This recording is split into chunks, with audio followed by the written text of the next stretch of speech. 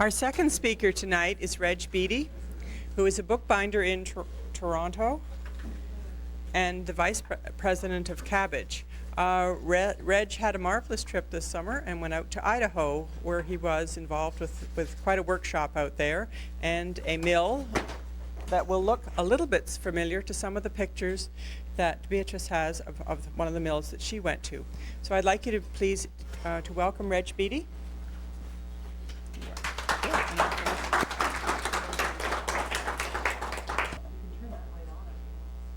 No, I don't need to see. I don't have any notes.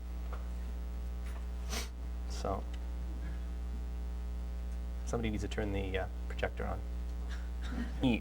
The most eclectic, cobbled together from bits of old buses and bits of tin and everything. These outbuildings all over the place. And this is where the people who participated in the workshop, this was in July, this is where you were billeted. Is that in focus? No? Can somebody just adjust the focus on the... Can I do it? Okay. I just don't hear any focusing noise going on.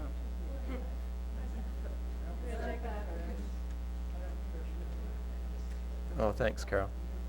Yeah, you want to see this. This is a patch of flax. It's a patch because that's all that it is. It's not a field. It's a funny little... And this is sort of the beginning of the whole... yeah, the whole... a fiber lover. This workshop's called, officially called, The Technology of the Medieval Book. And it's put on by this man, Jim Croft, who owns the land. It's about 27 acres that he's eventually bought over time. And there's no electricity. It's just groundwater, which he has to bring up. Everything's wood burning. They do now live in a proper sort of building through the year. And he has a family, a fairly normal family for people that live out so far. The kids are exactly like urban kids to me. He does have some forklift batteries, which he solar charges so the kids can watch videos. That's the one concession. There are no telephones. The other gentleman that has organized this is Jack Thompson, who's a conservator in Portland. And the two of them have been friends for a long, long time, and Jack has a cabin on the property too.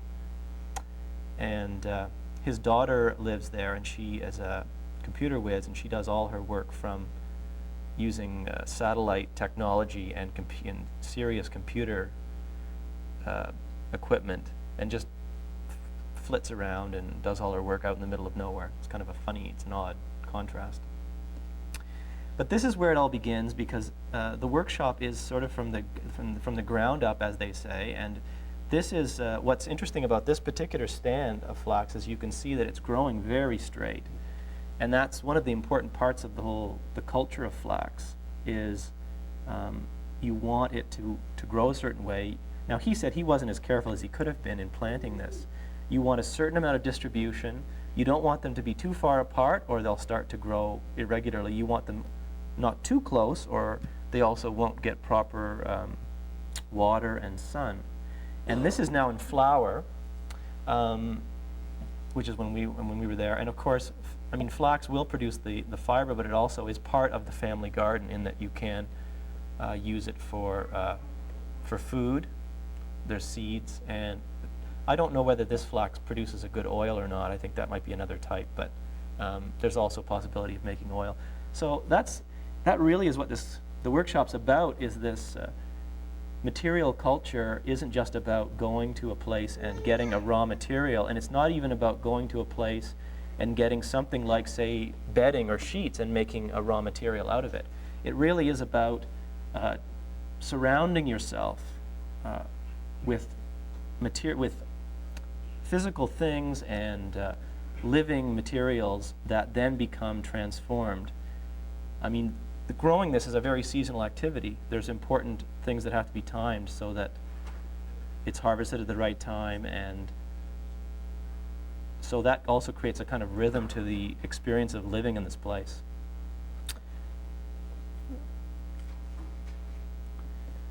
This is, unfortunately I don't have a complete set of slides because I've never really taken this kind of slide working before, and so now I regret I left out a few of the crucial steps, like the retting pond, which was a joy, let me tell you. It was a real olfactory sensation. And that would be the next step. This is after it's been retted and it's dried now, and it's still basically the fiber is still attached to the straw. Now this is all local, and it comes from a variety of years.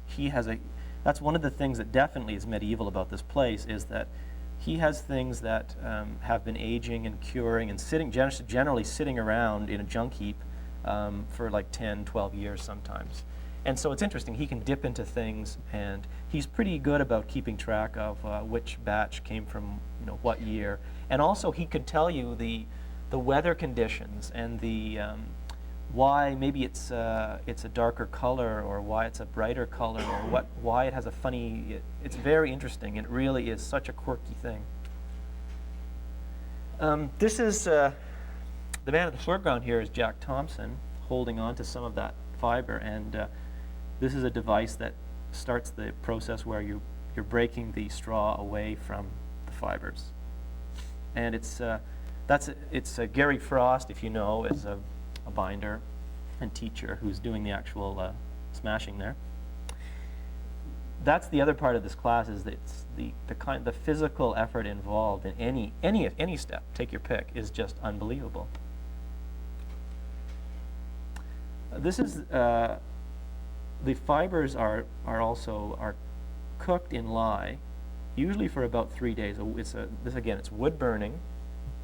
I think that's a 40-gallon vat. And so again, this is something that just everybody in the workshop participated in different aspects. So you just go out at various times and make sure the fire was still going properly, and you could just there wasn't a formal structure to many of the things. It was just everybody chipped in. And if you were interested in this aspect, then you would probably pay more attention to it and really want to see the steps of this part of it very closely, as opposed to maybe somebody else was less interested and they went off and did something else.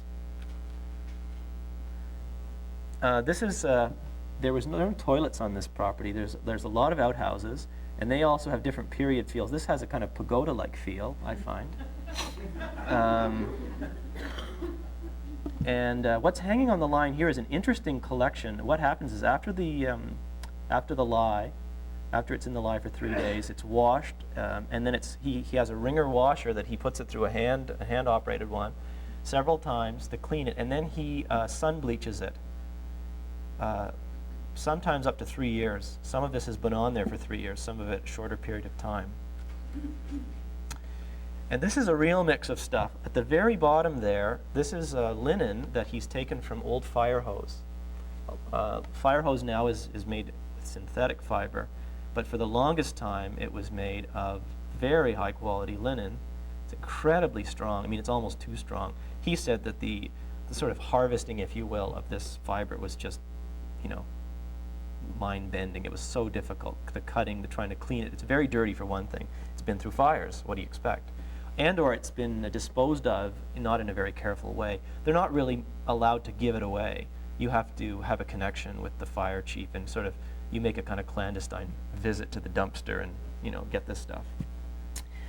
Some of the other fibers as we go up are fibers that he's done here, and others are ones, I think at the very top, that is, maybe that's a fiber, I think that's a fiber that hasn't been, it's just freshly sitting there. There's also a netting over all this to keep the birds from using this as good nesting material. Now this is a collection of different fibers, not all linen. He does have quite a lot of hemp, and he's been getting his hemp. He has a tiny bit of local hemp, but most of it is Russian hemp for the longest time, and most recently Chinese hemp is the most commercially available. And the Chinese use an enzyme retting process. I think I'm not sure how the Russian hemp was processed.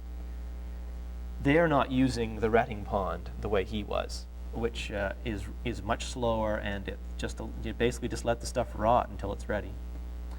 And you can see there's some of the fibers are incredibly white. And he told me that Pure cellulose is almost white, is almost pure white. And the tone that we sort of admire and love in what we consider to be unbleached fibers is still residue that hasn't been properly cleaned out for a variety of reasons. There is a point where you can leave this too long that in fact it actually starts, the fiber strength, it becomes compromised. So you do have to pick the right moment. You know, you're endlessly going and fiddling and, you know, fondling it and testing it and, until you go, oh, now's the time, you know, and you pull it off, and then you make paper out of it, or what you will. We did do a tiny bit of experimenting with Kozo. This was just cleaning the Kozo of bits of bark, bits of impurities that would get into the pulp when we made it. I didn't do too much of this. There was 2 or 3 people that got completely absorbed into this, so they kind of took it over. Now this is the process whereby you start to, the fiber is ready now to use, and you're gonna, it's called hackling, I believe, and there's a variety of combs, different teeth, and you just basically, it's like you're combing your hair, you pass it through it, it pulls out any bits that have been left in there, it starts to separate the fibers, the long ones from the short ones. And you can see that it produces something. Some of the finished batches look like ponytails. They were incredibly long fibers. Almost 2 feet long, some of these fibers, and beautifully pure. You know, I almost thought they were too nice in a way. But and as you divide them up, the shortest fibers can still be used in some of the processes, but they tend to go into the paper making. The long fibers tend to be used in spinning yarn, things like that. You can see a very strange batch. I think that might be off to the side of him is, I think, some of the Russian hemp. A lot of it was a very silvery color. Once we got to that stage, it was time to make thread. And so we used these devices here, which are called drop spindles. And they pretty well go back about as far as you can imagine humanity go back. There's Egyptian hieroglyphs with people using spindles like this. They also used a device called the distaff, and women, it just shocks me. They'd be walking down the road with one of these distaffs, which has all just the raw fiber, looks like a cotton candy on the end of a stick, with one of these drop spindles, and they're like walking along the street, walking home, walking out to the fields, just endlessly making thread. They wouldn't just walk. That was wasting good time. So there's a lot of interesting images of women doing this in sort of spare moments, I guess, getting to and fro. So some of these we actually made a lot of our tools. That was part of the workshop too. Mine was fairly uninspiring, but some people got into quite beautiful, elaborate tools, and then there's one there you can see that's been, somebody's actually finished it properly, and there's a little stone-weighted one there, the little black one. This is how it sort of works. Is you drop it literally, and you put a spin on it like a top, and the spin puts the twist in the fiber, either an S or a Z twist, something you need to pay attention because it matters later, and you just add fiber as you just pull it out and add it as you need it, and then when you get it so long that it's going to hit the floor, you stop it and you roll it up onto the end of the spindle, and you can keep going as long as you need. This mesmerized me. This is like magic to me, making thread. I don't know why. It was so simple, but it. Now I didn't have a picture of what we did next, which is we actually plied a lot of it. It's usable if it's well done at this stage, it's usable, but it makes it incredibly stronger when you ply it. So we in fact used a lot of plied yarns instead of just single plies. And we had someone just show us how the wheel works, and one of the things they could do is take much shorter fibers, and they had much more control over the process, and they could produce beautiful even thread. This woman was very experienced, and we were giving her harder and horrible little pieces, and she was just doing amazing stuff with it.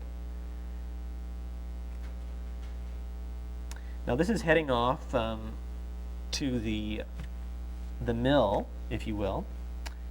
There's no river running around here. They are basically at the watershed of their particular mountain that they're on, And there is a little creek called Pokey Creek, and guess what? That's what they named their paper mill after, Pokey Creek Paper Mill. And you finally arrive at this funny little A-frame structure. And the creek is literally about an inch deep at this point, traveling along. It's just nothing. It's the craziest thing. But there's a marvelous sound of this thing as you're approaching it through the forest. You hear it way before you see it. It's like somebody's playing this very odd rhythm on the drums. You know, there's this kind of pounding beat, and it's built away from where most people are because of that. I mean, it runs for days on end. This wasn't the best time of the year to run it, and this is about as best I could get. It was pretty dark in there. Let's see if I can figure out what's what here. There's the water wheel over to the side there, and it's called an overshot water wheel, namely that he built it at a place where the water comes in above the wheel, and it just, because he doesn't have as much force, that's crucial to make this thing run. Whereas I think a lot of wheels run on runoff rivers didn't need that particular detail. And then these are the hammers here. And in one of the photographs that Beatrice brought in, there was some huge hammers. I don't know whether they were operating or not, but these are the hammers here.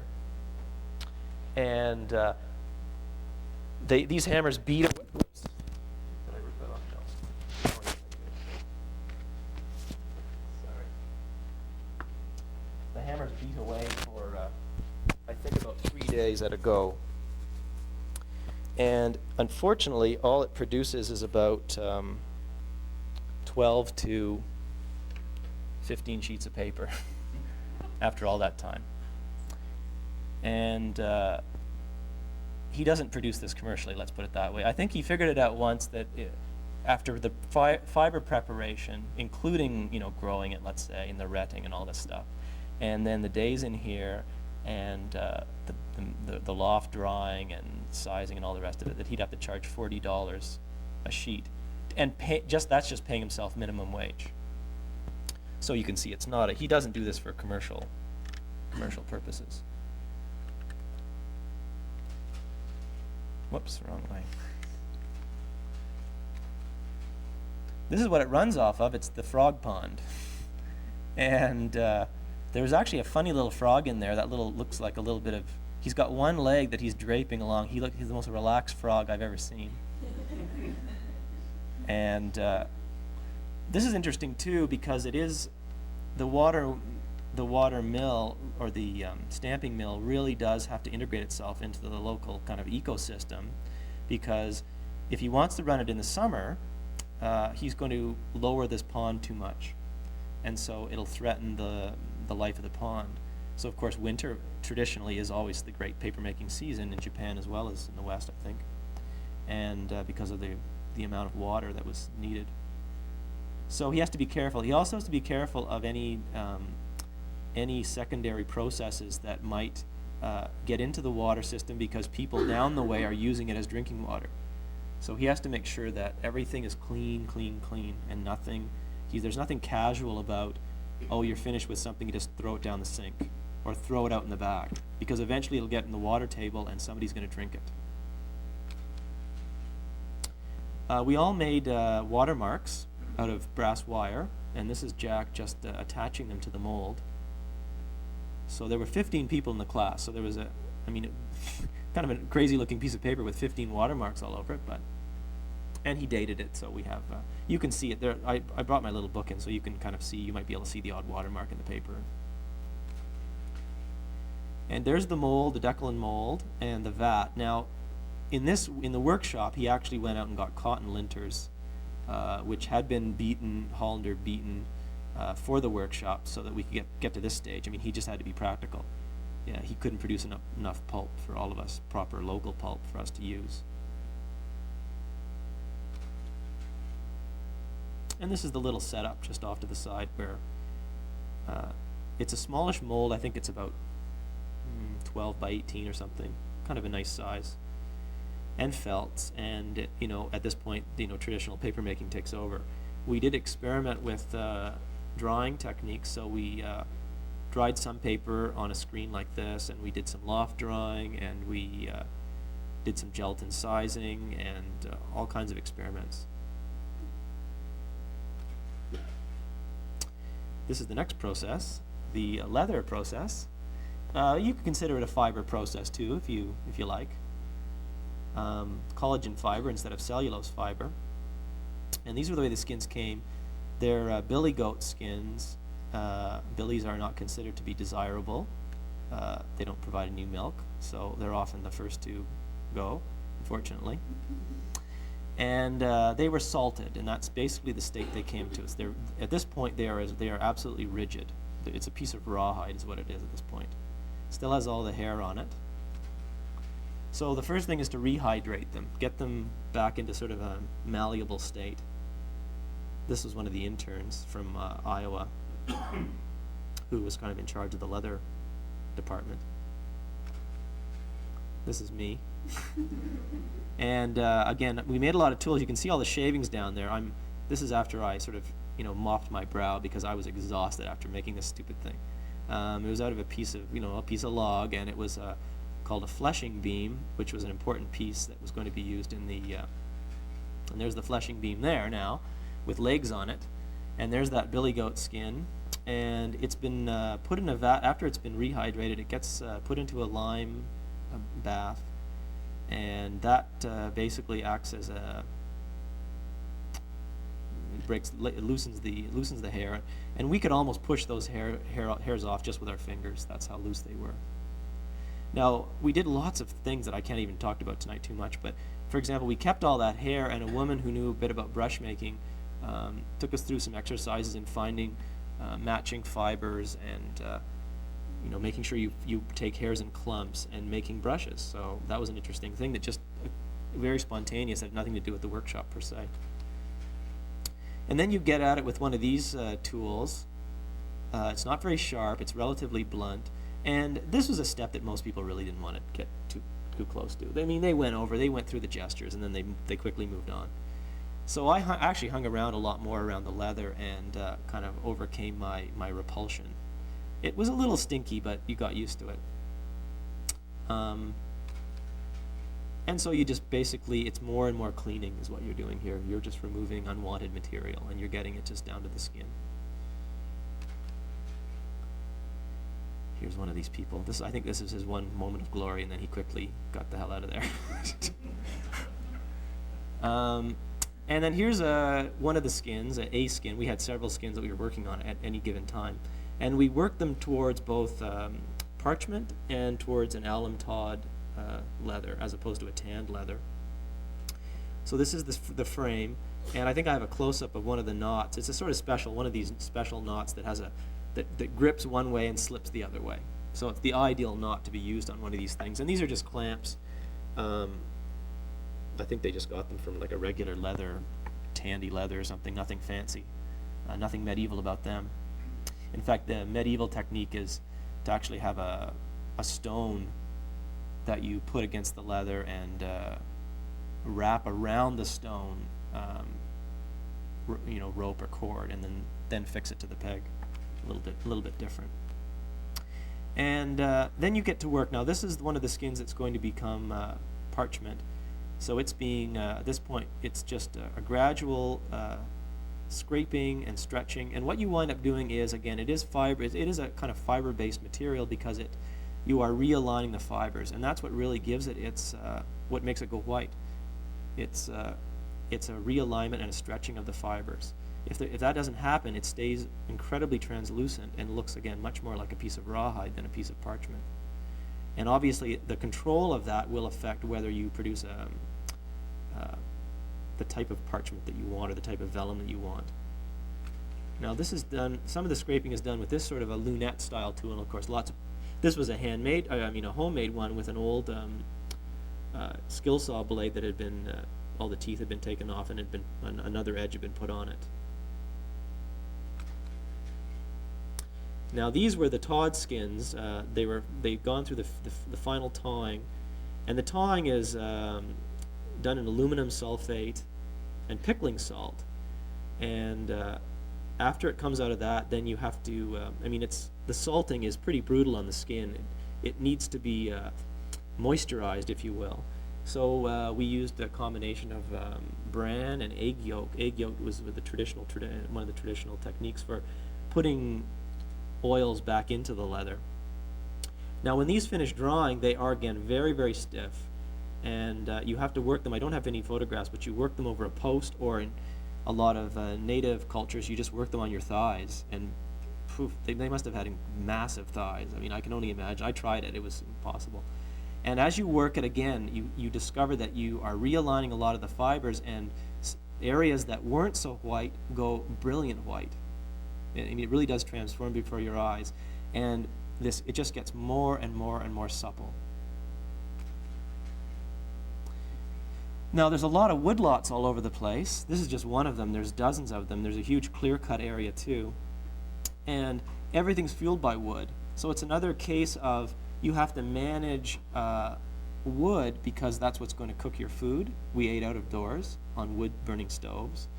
It heats water if you need hot water for anything, for any kind of pulp preparation. So wood has almost a life of its own.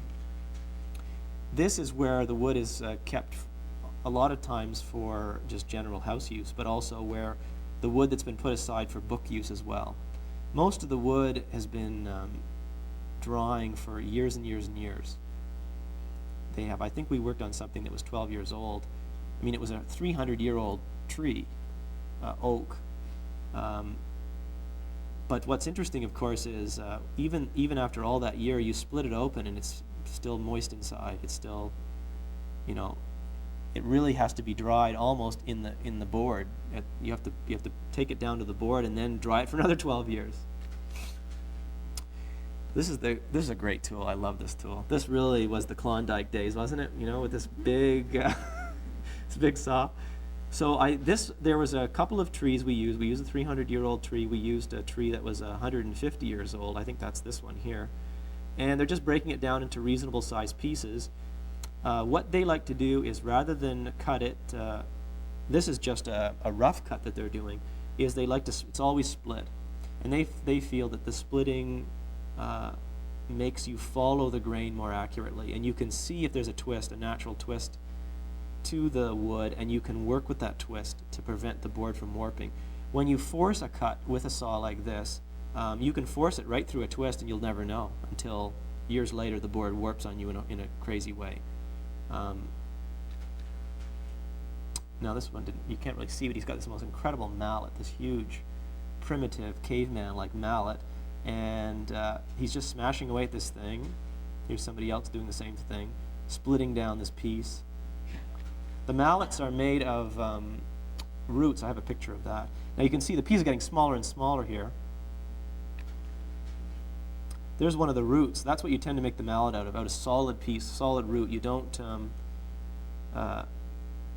try to combine like a large piece and a small handle attachment. You try to make it out of a single piece of wood, and it's incredibly hard. I wouldn't even want to start working that piece to make it into that shape.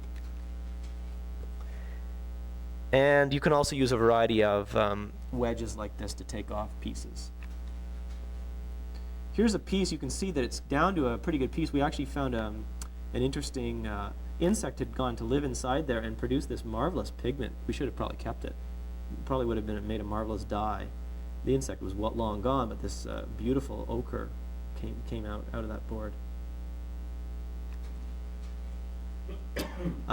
This little oh God, I forgot the name of it. It just escaped me. I knew I was going to forget the name of this. Anyway, whatever this is, this little hatchet or axe. No, it's not an adze. This I think is beveled on both sides. I think an adze isn't, but no, this is like a little. It is an axe. It's like it'll come to me. Anyway, this is the beginning of this is actually starting to shape a board, and you can use this axe in a very rough way, and just kind of hack and carve away, or you can use it very much like a plane. You can get some quite delicate shaping with it too. And it was interesting. We looked at some medieval boards, and even though we were all sandpapering ours and putting beautiful tapers and these gorgeous finishes on it, the actual original boards looked pretty rough. They weren't finished that much. They certainly weren't sanded. So this is probably closer to the finish they took it down to. This is the workshop area. To the right is where they live most of the time. To To the left is a kind of a machine shop where metal work is done. And in the middle is the workshop area, and it's sort of semi-enclosed. It's got a roof on it, and there's a few things up there to block wind and stuff, but it's mostly open. There's a lot of pulp sitting, various years worth of pulp sitting in those vats there. So now we take the boards inside and we continue to work and shape them with files at this point, especially those of us who are getting a little bit preoccupied with the shape of our boards. Gary Frost resisted completely and didn't use a file or anything. He just used that little axe. And he got a very interesting result. I quite liked his book. This woman's making a tool. This is just a shot of a tool for pounding kozo. So again, if people got interested in that, they could spend half a day just working on a tool just for themselves. It wasn't really properly necessarily part of the workshop. Nothing was in a funny way. It's just what you wanted it to be. And then sewing, of course. You could sew on cord. You could sew on thong. This person's sewing on thong, and you can see another example sitting down there. The paper's all paper that we made. We sort of made paper as a group and shared it. We didn't set aside our paper and only use our paper. So if you look through the book, you'll see the huge variety of paper that's super thick to something that's almost, and our skill levels weren't all that good. And then the board gets attached in the traditional manner. It's you channel through the wood, and then you draw your cords or your thong through the channel, and you peg it with wood, and or in one case, at most people's head caps, they pegged it with thong itself and just pulled the thong through. I don't even know whose that was. That could be mine. I can't tell. It does look a tiny bit like mine. And some people that were doing quarter cloth, if you will, or just putting cloth in the spine, tied up the spines as well. There's Gary working with his. You can't tell in this photograph too well that how rough his boards are. There's a better shot. So, I mean, they're not bad. They're actually pretty good, but he did it all with that one tool. But they certainly don't have that completely finished look where every line, is perfectly balanced with every other line. This was a little workshop that Gary and his wife Cecilia taught in their Coptic binding. They have these kits that they go around showing people, and there's a kit in a bag sitting there in the foreground, and people busily working away. This was done on a Sunday, so it was sort of in between the first week and the second week. If I didn't mention it, it was a 2-week class. And that was in the kitchen area, by the way, that photograph. And then we come to the metal stage. We used various shapes and sizes of brass small plate, brass wire, whatever was necessary to get our desired result to make our clasps for these books. And this was a particularly nice one. This gentleman was a Dutch man who lived in Vancouver, whose father, who didn't sound like he got along with all that well while he was alive, was a metal worker, and he never really was that interested. And here he was kind of working with metal and having endless flashbacks, to his father working back in Holland on this metal. And he made the most beautiful clasp, and he said, I've never done this before in my life. I guess I didn't think I was paying attention, but I guess I was. And then here he has it mounted on his book, or one of them, and it's recessed. He actually, a lot of people spend a lot of time in their clasps. I didn't. I was busy I was in the back doing leather for everybody, so I rushed through my book. I didn't. I mean, a lot of these people had never made a book before. We had every skill level imaginable, and huge spread in age group, from 50-year spread in age group. But there were people who had never made a book. They didn't have even done a pamphlet stitch, and here they were messing with this stuff. So it's quite interesting. It was exciting that it was that available to people, and everyone came to it from very different. They wanted to go away with different experiences. And this is the finale. There's a few pictures after this, but this is the finale of the bookmaking. There's all the books kind of aligned down on this table, and there's some of the people, the photo opportunity here. So there are the books, and you can see that there's a fair bit of variety, actually. Not everyone used the alum Todd leather in the end. Some of them just used a veg tanned leather, and different shapes, different sizes. A lot of people wanted to show the wood off. A couple of people like myself, decided that we would do full leather.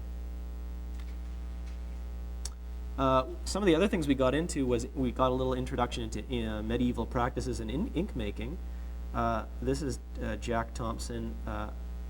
He had left this, these are Aleppo galls, and very quickly, for those of you who don't know, these were sent to him by Yehudi McLaugh, who lives in Jerusalem, from Aleppo.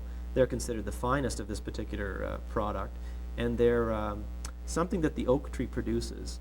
The gall wasp lays its egg in the oak tree. The oak tree doesn't like this, so the oak tree forms a gall around the larva, but of course, ultimately, this is one of these wonderful relationships.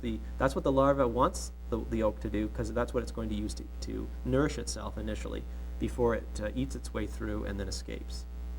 And these have been harvested for literally, probably thousands of years. They are almost pure tannic acid, and so they're used in a lot of processes. So we had left this sitting in water in the sun for a few days. Everything took days. Nothing happened quickly there. And he's about to sit it on a propane burner and boil it down. And I did bring a couple of vials. You can see how incredibly black this ink it produces. He did this version he did with ferrous sulfate. So it's called an iron gall ink. And I have one of those there. It's the darker of the two. And the lighter of the two inks is just made from oak chips. So we didn't waste any of the chippings that came off all that planing that we were doing. We gathered them up, soaked them in water for several days, and the next thing you know, we're making this incredible ink out of them. Oh, just going back for 1 second, just with the image of the propane burner, we also made, we were going to make sturgeon glue, a fish glue. Couldn't get our hands on sturgeon, so we got catfish. And what catfish and sturgeon share are flotation bladders. They're bottom feeders, and they use these to kind of sink so they can munch down at the bottom there. And you use the flotation bladder. You actually clean it. A couple people volunteered miraculously, and they sat there cleaning these catfish bladders, and it got boiled down into this incredible gooey substance. And what was interesting about it, and one of the features of it in terms of its use, is that it can be diluted incredibly without losing its tackiness. And by doing that, you allow the natural capillary action of water, which loves to creep underneath things. You can use it as a glue to have the glue will actually creep underneath something that you need to stick down. And he mentioned, for example, pigments on manuscripts. If the pigments are lifting and you need to get some kind of adhesive underneath there, you can actually use a glue similar to this to do that.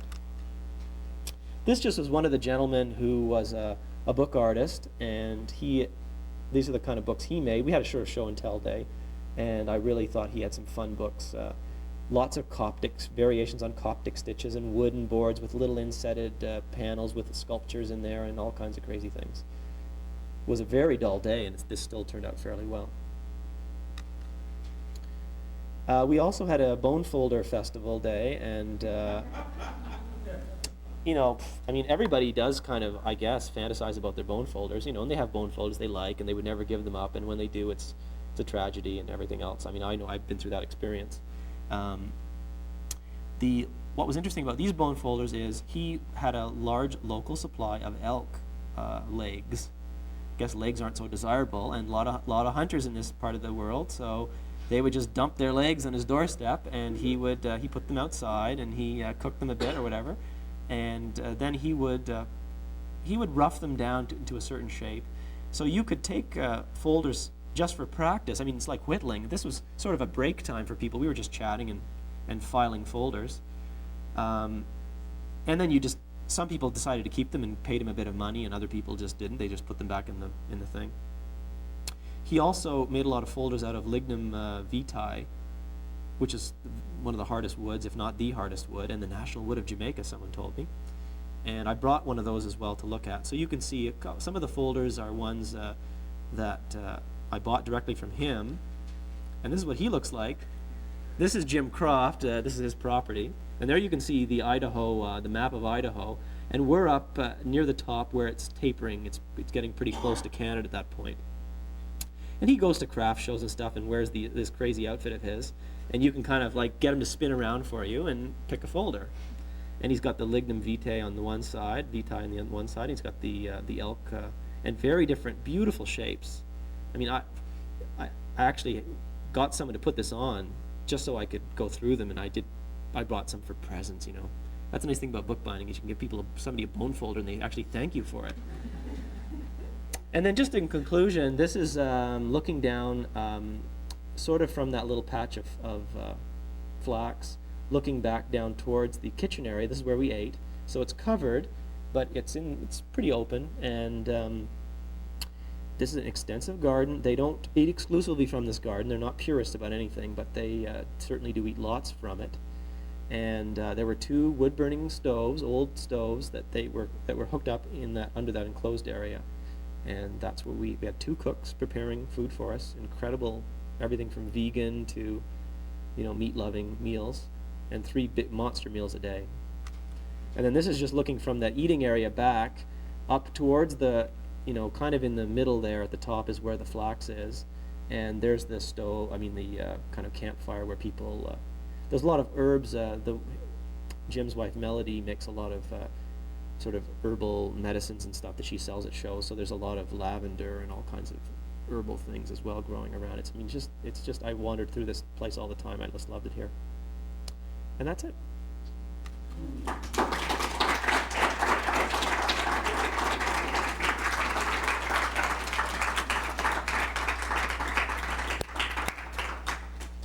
So if anybody has any questions, they can ask now, or you can ask me anytime you ever bump into me.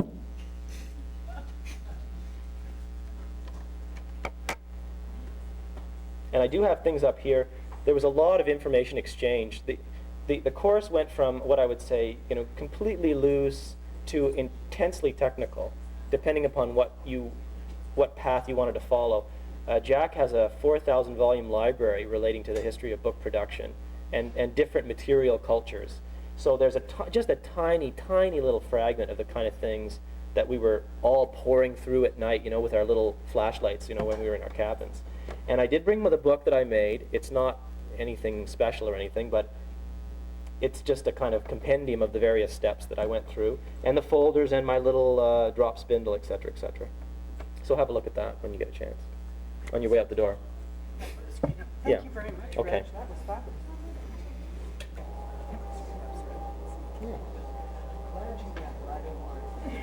It's not for everyone, no.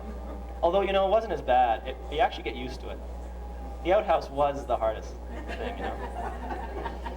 It's in the winter. Even if it's a pagoda, yeah. Oh yeah, everybody signed on. There were people from Spain. There was a woman from American, but she was living in Spain. An Australian woman, a conservator, and everybody found out about it and signed on using the net. Oh, really? Yeah. Pamela Moore. Yeah. There was some good people there. It was a lot of fun. It was a scream. Oh, she's great. So I have